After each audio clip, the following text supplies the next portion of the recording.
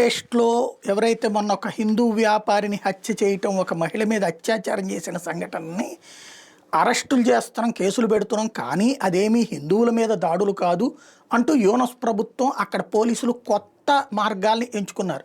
వీళ్ళు గతంలో అవామీ లీగ్లో పనిచేశారు. అవామీ లీగ్లో పనిచేయడం వల్ల ఆ పార్టీ సిద్ధాంతాలను పెట్టుకుని ఆ పార్టీకి అనుగుణంగా ఇప్పుడున్నటువంటి ప్రభుత్వానికి వ్యతిరేకంగా వాళ్ళు ట్వీట్లు చేయటం, లేకపోతే కనుక కార్యక్రమాల్లో పాలు పంచుకుంటున్నారు. అందువలన జరిగిన మర్డర్లు కాబట్టి ఇది రాజకీయ హత్యలు తప్పించి హిందువుల మీద ముస్లింల దాడులు కాదు అన్నటువంటి పాయింట్ని డైవర్ట్ చేయడానికి వాడుతున్నారనమాట. అదే నిజమైతే కనుక ముస్లింల మీద జరగాలి కదా అక్కడ దాడులు. అవామీ లీగ్ పార్టీ అన్నది హసీనా పార్టీ, అది ముస్లిం పార్టీ.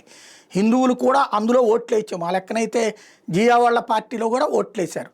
మరి కాబట్టి ఏం చేయాలి ఇప్పుడు అంటే అక్కడ అసలు విషయాన్ని డైవర్ట్ చేయడానికి ఈ నాటకం ఆడుతున్నారనమాట.